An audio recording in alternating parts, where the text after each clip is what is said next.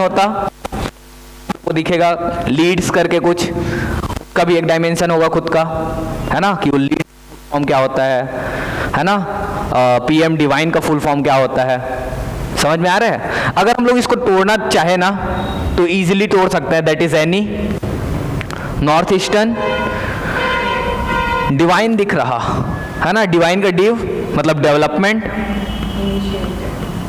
है ना, आई दिख रहा है इनिशिएटिव, खत्म। पीएम डिवाइन क्या है, development initiative for north eastern region, clear है। अगर जब फुल फॉर्म पूछता है ना तो उस चीज पे फोकस किया करो कि वो एग्जैक्टली किस चीज से रिलेटेड है ना। अगर थोड़ा सा भी वर्ड मिल रहा है ना हमको तो हम बना सकते हैं, जैसे नाविक था, है ना, हमको इतना पता था नाविक को लेके कि भैया वो नेविगेशन वाला काम करता है ना। उसके बाद क्या बोलते हैं, कॉस्मोनॉट्स वगैरह वगैरह दे रखा था क्या वो ऑप्शन में, है ना, national navigation for Indian constellation उसका फुल फॉर्म होता ना, नाविक, यही था ना। कॉन्स्टिलेशन, अगर हमको नेविगेशन पता है, हम लोग पता है कि इंडिया पे हम लोग को नज़र रखना है, दैट इज कॉन्स्टिलेशन, तो कनेक्ट तो हो गया, फुल फॉर्म इजीली बन जाना था, रटना बांधने की जरूरत ही नहीं है, क्लियर है।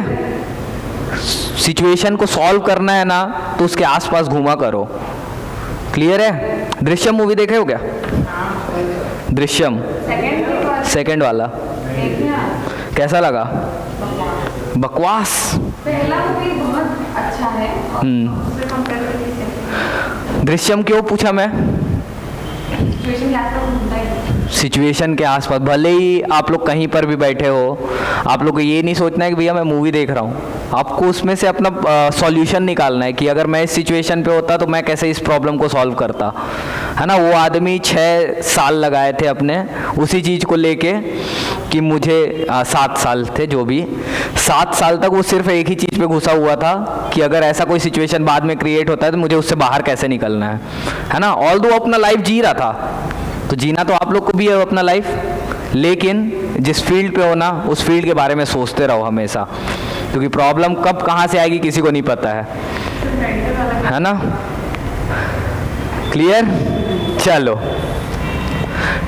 ये नॉर्थ ईस्टर्न रीजन वाला था ना, ये बस यही याद रखना है, पीएम डिवाइन रिलेटेड किससे है, ठीक है। उसको इम्प्लीमेंट कौन करेगा, तो मिनिस्ट्री ऑफ, कौन है, नॉर्थ ईस्टर्न रीजन के लिए एक पर्टिकुलर उसके पास है, बताओ बताओ, लिखा नहीं है क्या कहीं पे, ministry of development of north eastern region, clear है। इसी से रिलेटेड क्या अपना पीएम डिवाइन, क्लियर। डेवलपमेंट दिख रहा, आई को अगर छोड़ भी दिए तो नॉर्थ ईस्ट दिख रहा हम लोग को, ठीक है, बनाना आ जाएगा, ऐसे याद रहेगा। चलो नेक्स्ट क्या है अपने पास, defence and security. Defence expo के बारे में बात किया गया है, जो कि पहले ही देख लिया हम लोग, हाँ, कौन से जगह पे हुआ था डिफेंस एक्सपो, गुजरात, गांधीनगर, याद है किसके किसके बीच में डायलॉग है ये, अफ्रीका एंड इंडिया। इससे पहले कब हुआ था, 2020 में, कहाँ पे, लखनऊ, याद रहेगा, क्लियर। बस वही है, यहाँ पे बस थोड़ा सा और एक्स्ट्रा है कि इंडिया अफ्रीका के बीच में कोई सा डायलॉग हुआ था, डिफेंस एक्सपो बोल दिया गया उसको, वो हुआ गांधीनगर में, बस, ठीक है। 75 चैलेंज पे इनोवेटिव सॉल्यूशन के बारे में बात किया गया, बस एक्स्ट्रा, और कुछ नहीं, क्लियर, याद रहेगा। चलो अगला question, Delhi declaration is related to,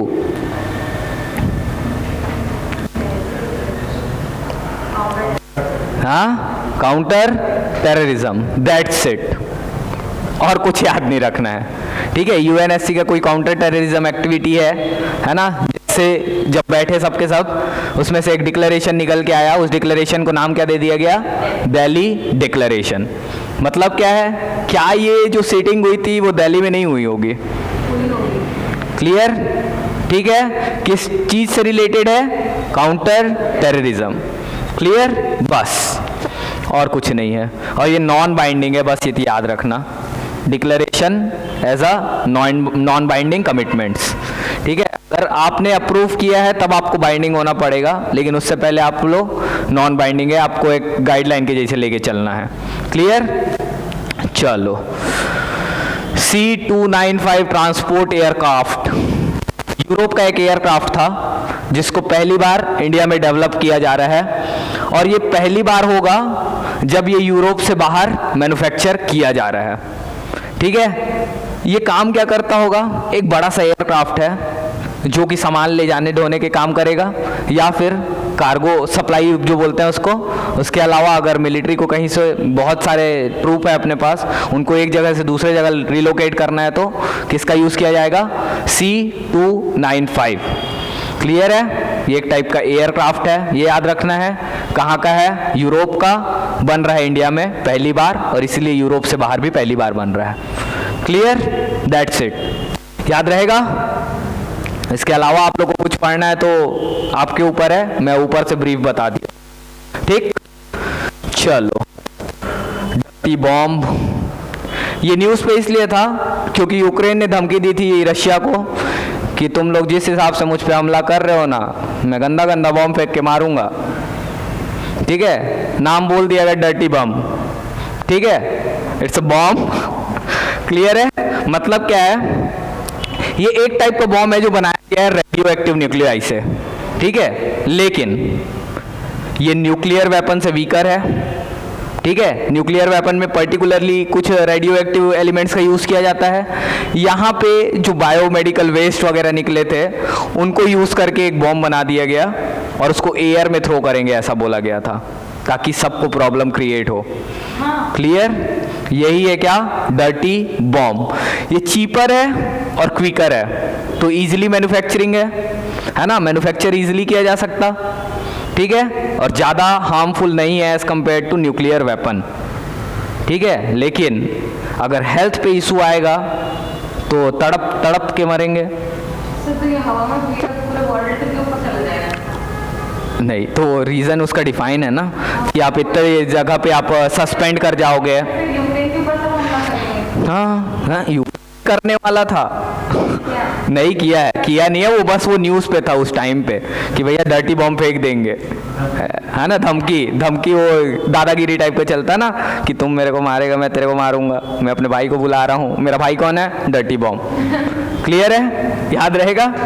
चलो, ओह भाई, एनवायरमेंट मिशन लाइफ स्टार्ट किया गया है किनके द्वारा? पीएम के द्वारा। कहाँ पे? एक रीजन दिया होगा, देखो पर्टिकुलरली कहीं से, statue of unity which is in Kevadia, which is in Gujarat. Statue of unity is related to, हाँ, सरदार वल्लभ भाई पटेल। क्या हाईएस्ट स्टैच्यू है इंडिया का? वर्ल्ड का कौन से नंबर का स्टैच्यू है? That should be known now, अब पता होना चाहिए, क्योंकि पर्टिकुलरली अनाउंसमेंट कहाँ से हुआ है? केवड़िया से। ठीक है, याद रहेगा। तो ये पता करना कि उसका हाइट कितना है, किसका? वो जो स्टैचू बनाया गया है, और इस स्टैचू को पर्टिकुलर नाम क्या दिया गया है? That is statue of unity. Clear है? ये इंडिया में कौन से नंबर पे स्टैचू है हाइट के नाम पे, और वर्ल्ड पे? इंडिया पे फर्स्ट है। वर्ल्ड पे कौन से रैंकिंग पे है, ये आप लोग के हवाले। ठीक है, क्योंकि इसके अलावा ब्राज़ील है जिसके पास बहुत बड़ा सा स्टैचू है ना, 7 वंडर्स ऑफ वर्ल्ड के अंदर है वो, है ना। ठीक है, चलो।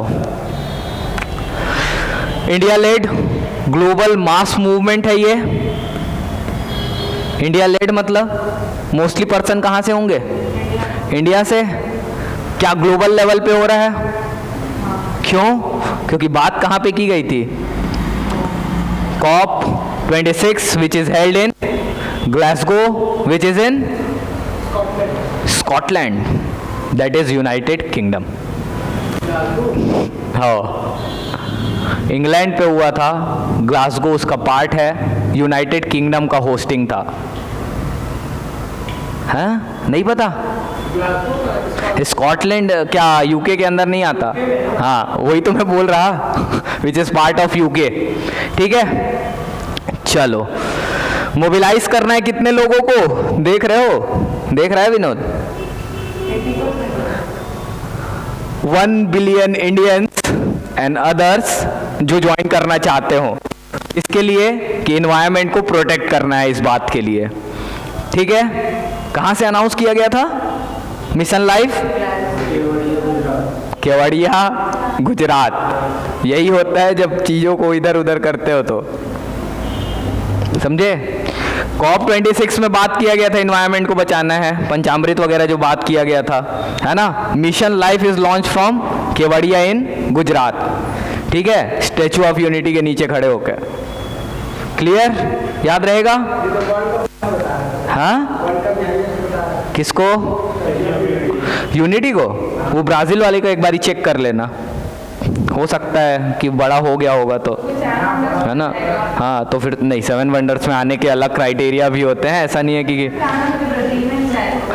कुछ दीरा ऐसा कुछ है यार, मेरे को एग्जैक्ट नाम नहीं याद आ रहा है, दीरा ऐसा कुछ पढ़ा हूँ, एस्पायरो दी ऐसा कुछ है, ई से है स्टार्टिंग ये पता है, बीच में डी है ये भी पता है उसके बाद का नहीं पता।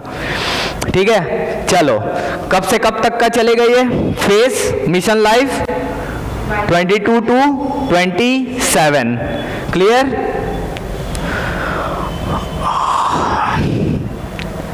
मिशन का ड्यूरेशन वुड बी 5 साल। नीति आयोग इसको इनिशिएट करेगा, लेकिन सक्सेसिव पीरियड में ministry of environment and forest change इसको इम्प्लीमेंट करेंगे।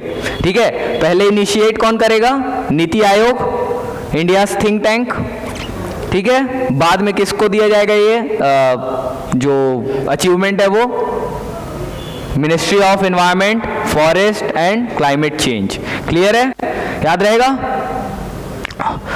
अर्बन फ्लडिंग के बारे में हम लोग पहले भी बात कर लिए, तो ज़्यादा बात करूंगा नहीं मैं।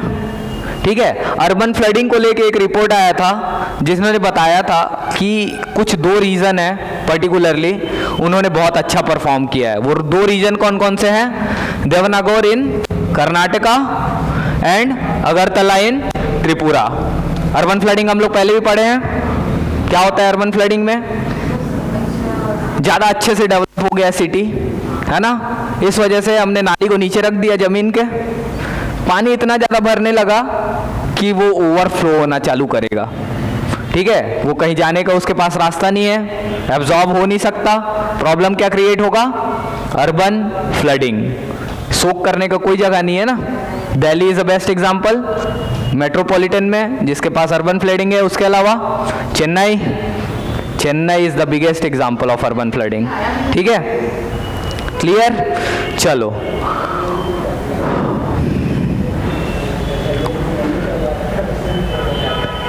next one is Momlu Cave which is located in Meghalaya. Meghalaya के कौन से रीजन पे अगर पूछा गया तो Sohra, well known as Cherrapunji which is in east Khasi hill. अब एक बात, ये जो केव है ये न्यूज़ पे था क्योंकि रिसेंटली इसको फिर से डिस्कवर किया गया है।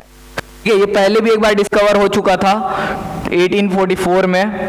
किसके द्वारा एक्सप्लोर किया गया था? British official named lieutenant you'll. Lieutenant तो नहीं बोलता कोई, इट्स लेफ्टिनेंट। ठीक है, लेफ्टिनेंट यूल। क्लियर है? कब? 1844 में। ये इंडिया का कहाँ गया 4th longest cave in Indian सब कॉन्टिनेंट। सब कॉन्टिनेंट बोला गया है, मतलब सब कॉन्टिनेंट में कौन कौन से आते हैं इंडिया के? नेपाल, श्रीलंका और भूटान। इसके अलावा अफगानिस्तान, बांग्लादेश, क्या पाकिस्तान?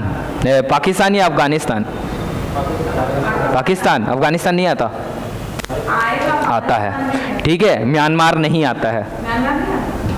नो, 7 कंट्रीज आते हैं इंडियन सब कॉन्टिनेंट में। क्लियर है? चलो,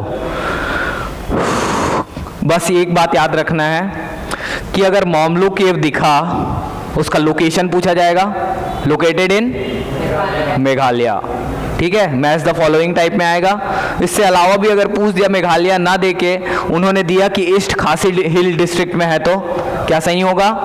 ठीक है, अगर ये भी नहीं दिया और ये पूछ दिया कि सोहरा जो है वो मेघालय में है, तो भी क्या वो करंट बेस्ड क्वेश्चन होगा?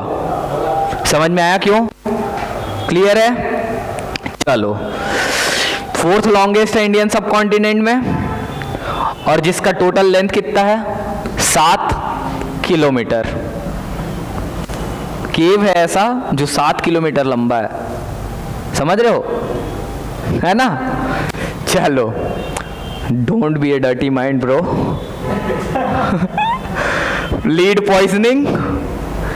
अब इसके बाद लीड पढ़े क्या अपन लोग? क्या ये नेचुरल होते हैं, नेचुरली मिलते हैं? क्या इंडिया में लीड पॉइजनिंग बहुत ज़्यादा है ना? उसमें हमारा छत्तीसगढ़ भी एक रीजन है जहाँ पे लीड पॉइजनिंग हो रहा है। लीड पॉइजनिंग हुआ है मतलब क्या है?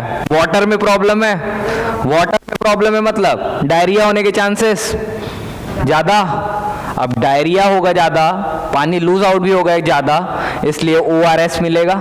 और ORS अभी आगे फिर देखोगे तुम लोग, ठीक है, क्योंकि उनके जो फाउंडर मतलब जो जिन्होंने खोज किया था ORS का, उनकी डेथ हुई है रिसेंटली, डॉक्टर महालनोबिस। ठीक है, दिलीप महालनोबिस, नाम सुना है? हाँ, इसीलिए। क्लियर है? चलो, India bears world's highest health economic burden due to lead poisoning. इस वजह से ये न्यूज़ पे है। ये रिपोर्ट किन्होंने लाया था? NITI Aayog along with council of scientific and industrial research, that is CSIR। क्या छत्तीसगढ़ का नाम दिख रहा है? बर्डन हाई है इंडिया में। क्लियर है? तो क्या छत्तीसगढ़ में भी आई है? इसके अलावा और कौन से स्टेट है? Bihar, Uttar Pradesh, Madhya Pradesh, Jharkhand, Chhattisgarh, Andhra Pradesh had the highest average blood lead levels. Clear है? अब इसके बाद पहला चीज तो ये पता चल गया कि कौन ये रिपोर्ट लाया है, CSIR along with NITI Aayog. ठीक है, या फिर NITI Aayog along with CSIR। दूसरी बात, क्या छत्तीसगढ़ में ब्लड लीड लेवल ज्यादा है, ये पता चला। क्या हम लोग ऐड करते हैं मेंस के आंसर में ये पॉइंट भी। इसके अलावा अब जो क्वेश्चन आएगा वो लीड पे पूछा जाएगा डायरेक्टली। लीड का अगर कंसंट्रेशन वाटर बॉडीज में बढ़ता है तो क्या क्या प्रॉब्लम क्रिएट हो सकते हैं? क्या पढ़े हम लोग क्लास में लीड का? लीड कंटामिनेशन से रिलेटेड कोई नाम नहीं पढ़े हैं? गैस्ट्रोइंटेस्टाइनल ट्रैक्ट पे कुछ प्रॉब्लम होगा, ऐसा कहीं पे पढ़ा है क्या हम लोगों ने लीड को लेके? पढ़े हैं? नहीं पता, याद नहीं आ रहा। ठीक है, तो ये आप लोग के लिए होमवर्क कि लीड के पॉइजनिंग से कौन सा डिजीज क्रिएट होता है। क्लियर है? दूसरा, लीड कहाँ कहाँ से मिल सकता है उसका सोर्स दे दिया गया है आप लोग को। ठीक है, अगर प्राइमरी सोर्स बोले तो इंडस्ट्रीज, सेकेंडरी सोर्स बोले तो स्क्रैप जो कलेक्टर होते हैं वो लोग सेकेंडरी के जैसे काम करते हैं। क्लियर है? इसके अलावा बैटरीज वगैरह में क्या लीड होता है ना? इसके अलावा क्या आप जो कॉस्मेटिक्स यूज करते हैं उसमें लीड होता है? पोर एब्जॉर्ब करने का काम आता है, याद है ना? होता है लीड। ये भी आयुर्वेदिक मेडिसिन में भी होता है। क्लियर? ये लिस्ट दे दिया गया आप लोग को, याद कर लीजिएगा। ठीक है, अब अगला है ग्रीन क्रैकर्स। ग्रीन क्रैकर्स का अभी क्यों न्यूज़ पे है? दिवाली अक्टूबर में था, उसके अलावा दिल्ली में बहुत ज़्यादा पॉल्यूशन क्रिएट होता है, तो इस वजह से वहाँ पे पटाखे हैं, उनको बोला गया है कि आप लोग ग्रीन क्रैकर्स यूज़ करेंगे। उसके लिए 3 पर्टिकुलर नाम है उन ग्रीन क्रैकर्स के, जो है श्वास, स्टार एंड सफल। श्वास का मतलब safe water releaser, water component, safe thermite cracker, तीसरा सेफ मिनिमल एल्यूमिनियम। ये 3 पॉइंट जहां भी दिखे ना, मतलब ये तीनों जो कि ग्रीन क्रैकर में इजीली पूछे जाएंगे। ये 3 टर्म्स पे ही खेलेंगे वो। श्वास को स्वर कर देंगे, सफल को सफर कर देंगे, है ना, और क्या, स्टार को स्कार कर देंगे, है ना, किया जा सकता है। और ये तीनों किसके कंपोनेंट हैं? ग्रीन क्रैकर्स के। क्लियर है? अब उसके अलावा कि इनकी लाइसेंसिंग कौन देगा इनको लाइसेंसिंग? CSIR। क्या पढ़े हम लोग CSIR का फुल फॉर्म? अभी पढ़े ना थोड़ी देर पहले, बताओ। Scientific and industrial research central. Clear है? Central scientific and industrial research approve करेगा किसकी लाइसेंसिंग? ग्रीन क्रैकर्स की। याद रहेगा? That's it. Compressed biogas natural plant लगाया गया अपने इंडिया में, बहुत बड़ा सा, पंजाब में, है ना। सुना है क्या नाम जगह का? संगरूर। नहीं याद होगा तो संधू से ही याद रख लेना, हार्डी संधू से कर लेना, कोई बात नहीं, सब चलेगा। ठीक है, बात ये हुई है एशिया का लार्जेस्ट कंप्रेस्ड बायोगैस प्लांट बनाया गया है। ठीक है, कहाँ पे? पंजाब में। पंजाब के कौन से डिस्ट्रिक्ट में? संगरूर। क्लियर? बस उसके अलावा कि CBG जो होता है वो होता क्या है एग्जैक्टली? कंप्रेस्ड बायोगैस क्या होता है? बायोगैस बनाना है मतलब जो रेसिड्यू होंगे वो क्या होने चाहिए? बायोडिग्रेडेबल, है ना। वही बात बोल रहा है क्या ये? Compressed and purified biogas produced from waste और बायोमास सोर्सेस। क्लियर? गोबर गैस, CNG बोलते हैं उसको, कंप्रेस्ड नेचुरल गैस। ठीक है, तो कंप्रेस्ड बायोगैस पूरा ले लिए ना अपन एक साथ। CNG is a part of CBG। ठीक, डन है। ये असिस्टेड नेचुरल रीजनरेशन जो है ना, ये आप लोग को पढ़ना हो तो पढ़ लेना, क्योंकि मैं नहीं समझाने वाला हूँ, क्योंकि कोई काम का नहीं है। ठीक है, लेकिन फिर मैं सोचा कि डाल देते, क्या पता पूछ लिया तो। ठीक है, चलो। इसके अलावा टाइगर को रिलोकेट किया गया है कहाँ से कहाँ तक? रणथंभौर टू सरिस्का। मेरा पहला क्वेश्चन आएगा, क्या ये पहली बार हुआ है कि रणथंभौर से टाइगर सरिस्का में डाला गया है? नहीं, इससे पहले भी हुआ है 2016 में, क्योंकि सरिस्का के पास उसका प्रे पॉपुलेशन है ना बहुत कम है, तो वहाँ पे टाइगर जो इंट्रोड्यूस किए जाते हैं वो लोग डेथ हो जाता है उनका, या फिर वो लोग ग्रो नहीं कर पाते हैं, है ना, इसलिए बार बार रिलोकेट करना पड़ता है। ठीक है, अब एक बात बताओ, टाइगर को रिलोकेट करना है ना हमको एक नेशनल पार्क से दूसरे नेशनल पार्क में, अप्रूवल कौन देगा? सेंट्रल गवर्नमेंट या NTCA, national tiger conservation authority.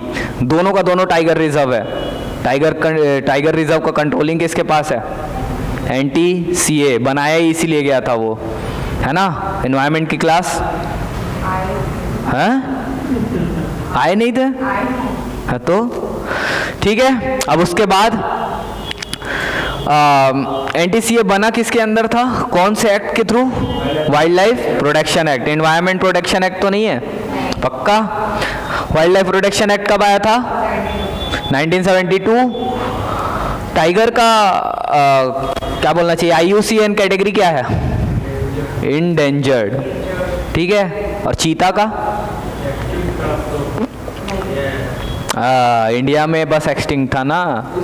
हाँ, Asiatic cheetah is extinct, Iran पे है। हाँ, तो इंडिया पे एक्सटिंक्ट है ना। हाँ, क्रिटिकल इंडेंजर्ड। इंडेंजर्ड है अफ्रीकन चीता। क्लियर है? चलो, उसके बाद कडावुर स्लेंडर लॉरिस, मेरे जैसा दिख रहा बिल्कुल, ये है ना, एकदम क्यूट सा, है ना। तो यार, तो क्यूट बोला, मैं क्यूट बोला, है ना। चलो चलो, ये बात इसलिए बोला गया, कडावुर कहाँ है ये पूछा जाएगा आप लोगों से, प्रीलिम्स में आएगा तो। ठीक है, दैट इज इन तमिलनाडु। क्या ये वाइल्ड लाइफ सेंचुरी है? ठीक है, और उसके अलावा किसकी वजह से फेमस हो गया? Slender loris is a kind of primate, एक टाइप का प्राइमेट है। आर्बोरियल है, मतलब पेड़ में रहने वाला। ठीक ठीक है, पेड़ के नीचे उतरेगा ही नहीं। ठीक है, एक बात और है इसकी खासियत कि ये कूद नहीं सकता है। खाने में क्या खाएगा? कीड़े मकोड़े और फ्रूट्स। ठीक है, इसके अलावा इसका कैटेगरी कौन सा है बताओ, सोचो ना यार। दो ठोक है वो भी तो देखो। जो अपना ग्रे स्लेंडर लॉरिस है, जो कि साउथ इंडिया में ही मिलता है ओनली, ठीक है, and small parts of Sri Lanka, near threatened है। मतलब जो अपने को दिखा है वो कौन सा है? नियर थ्रेटेंड है। दूसरा है रेड स्लेंडर लॉरिस, जो कहाँ मिलता है? श्रीलंका में। ये कैसा है? एंडेंजर्ड। क्या नियर थ्रेटेंड ऊपर होता है या एंडेंजर्ड ऊपर होता? Near threatened. रेड लिस्ट में कौन सा आता है? एंडेंजर्ड। इंडेंजर्ड आता है ना, क्लियर है? Endangered, vulnerable and critically endangered, ये तीन चीजें रेड लिस्ट में आती है, रेड डाटा बुक में, है ना, क्लियर है? एक्सटिंक्ट वगैरह तो फिर वो हट ही जाते हैं। वो हम लोग देखे थे ना, किसी में ग्रीन होता है, किसी में येलो कलर होता है ना, ग्रीन एंड रेड ऐसा होता था ना, मतलब वो लिस्ट भी तो देखे थे कलरफुल, है ना। तो चलो, और इसके अलावा schedule 1 of wild life protection act, तो स्लेंडर लॉरिस से क्वेश्चन आने के चांसेस हाई हैं। क्यों? वो या तो क्या बोलते हैं, कडावुर वाइल्ड लाइफ सेंचुरी से पूछ देंगे कि कहाँ पे लोकेटेड है, या स्लेंडर लॉरिस को डायरेक्टली पूछ देंगे कि क्या होते हैं, क्योंकि हाथी के ऊपर यूपीएससी में क्वेश्चन आ सकता है, तो स्लेंडर लॉरिस के ऊपर जीपीएससी में क्वेश्चन तो आ ही सकता है। ठीक है, ये भले ही नहीं पूछेंगे कि वो खाता क्या है, पीता क्या है, ये तो पूछ सकते हैं कि कौन से कैटेगरी में है, क्योंकि ये कौन से कैटेगरी में है अपने पास? वाइल्ड लाइफ प्रोटेक्शन एक्ट के शेड्यूल 1। ठीक है, इंडिया में पाया जाने वाला स्लेंडर लॉरिस क्या थ्रेटेंड है? थ्रेटेंड है बोल रहा हूँ कि एंडेंजर्ड है? नहीं ना, पक्का याद रहेगा। चलो, अगला है स्लॉथ बियर। देखा है क्या कोई? स्लॉथ नहीं, स्लॉथ बेयर की बात कर रहा हूं मैं, ऐसा वाला नहीं है ना, वो जो काला सा होता है ना, लंबे लंबे बाल होते उसके, और क्या बोलते हैं, ऐसे वी शेप का चेस्ट में उसके बाल आते वाइट टाइप के, एक लगा होता ना, फर जो होते हैं लंबे लंबे से होते हैं। ठीक है, स्लॉथ बेयर है अपने पास इंडिया में। ये इसलिए बात की जा रही है क्योंकि पहली बार वर्ल्ड स्लॉथ बेयर डे मनाया गया है। कौन से डे को? 12 अक्टूबर। किसके द्वारा? MOEFCC and central zoo authority. Clear है? क्या छत्तीसगढ़ में स्लॉथ बियर है? मैं कानन पेंडारी में देखा था एक, सही है ना, वहां जाके देखना, वो आदमी ऐसे ही करते रहता है ना, हर जगह वैसे ही करते हैं वो लोग ऐसे। ठीक ठीक, उनका पहचान दिया हुआ है आप लोग को। जिंदा 40 साल के लिए रहते हैं, सब कुछ खा लेते हैं जो मिल जाता, जिंदा होना चाहिए। ठीक है ना, फल फूल पत्ती से लेके मांस मछली सब। क्लियर है? Listed under schedule 1 wild life protection act का, और IUCN के लिस्ट के अंदर वल्नरेबल। क्लियर है? अगला आता है दुर्गावती टाइगर रिजर्व। नाम सुना है क्या दुर्गावती टाइगर रिजर्व का? कहाँ मिलता है? मैं पूछ रहा, मैं तो ऐसे ही गहमी निगाहों से जानबूझ के देखा था कि कहाँ है करके बोलते हो करके। हाँ, मध्य प्रदेश टाइगर रिजर्व बनाया गया है। कौन से टाइगर रिजर्व के अंदर? पन्ना का एक्सटेंशन टाइप का। ठीक है, MP में इसके अलावा और भी कुछ टाइगर रिजर्व्स हैं। फेमस वन बांधवगढ़, कान्हा, पन्ना, पेच, संजय, सतपुड़ा। ठीक है, बस ये याद रखना है कि दुर्गावती टाइगर रिजर्व है कहाँ पे। क्लियर? ठीक है, क्या अब ये कौन से नंबर का टाइगर रिजर्व हो गया वो भी याद हो जाएगा। ठीक है, पहले कितने थे अपने पास? 1 2 3 4 5 6, अब ये कौन सा है? 7वां। अरे संजय दुबरी एक ही है ना 7वां है क्या कर रहे हो अब देखो, दुर्गावती टाइगर रिजर्व कौन कौन से एरिया पे फैला हुआ है? जस्ट बिकॉज करंट में है, इस वजह से एरिया अगर याद करना पड़ा तो it would be Narsinghpur, Damoh, तीसरा सागर। क्लियर है, याद रहेगा। किसका फोन आ रहा है? चलो नेक्स्ट क्या है अपने पास? Kolar fields. Why news? KGF की वजह से नहीं है, एक्चुअली यहाँ पे जो अपने पास ये कोलार गोल्ड फील्ड है ना, उसमें सोने की तादाद इतनी ज़्यादा है कि उससे 30,000 करोड़ रुपए का सोना निकाल सकते हैं, है ना। और वो ऊपर से सबसे गहरा माइंस है इंडिया पे या फिर वर्ल्ड पे बोल लिया जाए, है ना, जिसकी गहराई है 3000 मीटर्स, 3 किलोमीटर। ठीक, 3 किलोमीटर भी बहुत होता ना, ऐसा थोड़ी है ऐसे मैं ही खोदना चालू किया मिल गया। ठीक है, याद रहेगा। कौन इसको ऑपरेट करेगा? Bharat gold mines limited. क्या ये प्राइवेट एंटिटी है? No, it's a public sector entity. ठीक है, याद रहेगा। चलो अब one of the most important आज के करंट का, दैट इज ब्लू बीचेस। कितने अपने पास ब्लू बीचेस? 10 है। इधर देखना, एक लाइन लिखा होगा ना, the other Indian beaches in the blue list, है ना। ये 10 है। अरे रुको, सिंप्लीफाई करता हूं मैं। ये रहा 10, ये आप लोग बताए हो। 2 अभी रिसेंटली मिला है, किसको? लक्षद्वीप साइड को। कौन कौन सा? मिनिकॉय, तुंडी बीच एंड कदमत बीच। अगर मैं कल या परसों के टेस्ट में इन बीचेस में से कोई सा भी बीच पूछ दिया तो मेरे को कोई ये नहीं बोलेगा कि ये लिस्ट हमको नहीं पता था। हाँ, यही तो क्यों, ब्लू बीचेस तो 12 ही हैं। अब 12 ज्योतिर्लिंग है, तो अगर महाकालेश्वर उसमें न्यूज है तो सिर्फ मैं महाकालेश्वर थोड़ी पूछूंगा, है ना। तो यही दो पूछेंगे कहाँ है करके। ठीक है, चलो अगला क्वेश्चन कि ब्लू बीच का सर्टिफिकेशन देता कौन है? अपने पास टोटल ब्लू बीचेस की नंबर कितनी है? 12। क्लियर है। 12 ब्लू बीचेस में से 2 अपने पास कहाँ पे अभी जो रिसेंटली मिले हैं? लक्षद्वीप में। क्लियर है। कौन कौन सा है, नाम क्या है? मिनिकॉय, थुमडी और दूसरा कदमत बीच। क्लियर है। कौन से आइलैंड में ये पता रहेगा? क्लियर है। इसका जो आप लोग के पास वो एक मैप आता है इंडिया का, है ना, उसमें जो लोकेशन होता है ना उसको लोकेट करके रखा करो, याद रहेगा कि 2 इधर थे, 3 इधर थे, उधर थे करके।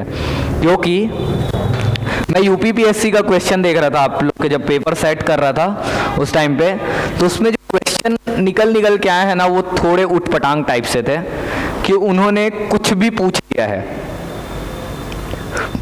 कुछ भी पूछ लिया है मतलब समझते हैं, मतलब उनको जो वाटरफॉल पसंद आया पूरे वाटरफॉल के लिस्ट में उन्होंने जो मन किया उसको उठा के लगा दिया है कि आपको रटा होना चाहिए ये वाटरफॉल।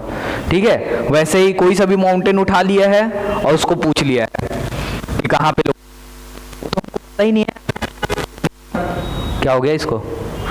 माउंटेन का तो अपने को इतना ज़्यादा भी पता नहीं होता है ना कि हर लोकेशन का माउंटेन कैसे हो सकता है, लेकिन उन्होंने क्वेश्चन पूछा है। और सेम अपना सीजीपीएससी भी है कि उसको जहाँ से जो मन करेगा वो पूछ सकता है फुल लिबर्टी पे। क्यों? क्योंकि इंडियन सब डिवीज़न आप लोग के इसमें है ना, इंडिया जो सब डिवीज़न बोलता हूँ, इंडियन फिजिकल डिवीज़न जो है आप लोग के सिलेबस में है। अब वो फिजिकल डिवीज़न में तो कोई सा भी स्टेट का कहीं से भी कुछ भी आ सकता है ना। तो जहाँ पे क्वेश्चन में आप लोग को नहीं लगेगा ना कि ये हमारे रीच का है तो या तो छोड़ देना, या फिर रट सकते हो तो जितना भी लिस्ट मिलता है ना रटते चलो। सही बता रहा हूँ मैं, है ना। क्योंकि जब मैं क्वेश्चन सेलेक्ट करने के लिए क्वेश्चन पढ़ रहा था ना डिफरेंट पीएससीज का, तो मुझे एक चीज़ समझ में आया कि स्टेट पीसीएस वालों को कोई भरोसा नहीं है कि वो लोग क्या पूछ देंगे। ठीक है, ये दिखाऊंगा भी कभी, हो जाने दो क्लब में क्लास में आऊँगा ना तब तुम लोग को ये सब क्वेश्चन दिखाऊंगा भी कि कैसे कैसे क्वेश्चन आए हैं। क्लियर है, याद रहेगा। ब्लू बीच सर्टिफिकेशन किसके द्वारा दिया जाता है? एक डेनमार्क की कंपनी है, नॉन प्रॉफिट फाउंडेशन है, एनवायरमेंट एजुकेशन और FEE ये सर्टिफाई क्वालिफाई करता है क्या, ब्लू बीचेस। ठीक है, इसके लिए कुछ क्राइटेरिया होंगे, बीचेस को करना है, मरीनास को करना है, या फिर जो पानी के आसपास रहने वाले जो टूरिज्म स्पॉट्स हैं उनको क्राइटेराइज करना है। ठीक है, उन सबको देख के दिया जाता है ब्लू सर्टिफिकेट कि आप कितने क्लीन हैं, आपकी वाटर बॉडी कितनी अच्छी है, या फिर आपने जो फैसिलिटीज़ लगा रखी हैं इन्वायरमेंट को प्रोटेक्ट करने के लिए, क्या वो सही है या नहीं है। ठीक है, ये सारे क्राइटेरिया के बेसिस पे ब्लू बीच का सर्टिफिकेशन दिया जाता है। इंडिया में पूछा जाएगा कितने ब्लू बीचेस हैं, टोटल 12। ठीक है, प्रीवियसली कितने थे अपने पास, 10। ठीक है, लेटेस्ट जो मिला है वो कौन से आइलैंड को मिला है, लक्षद्वीप। ठीक है, याद रहेगा, क्लियर। चलो,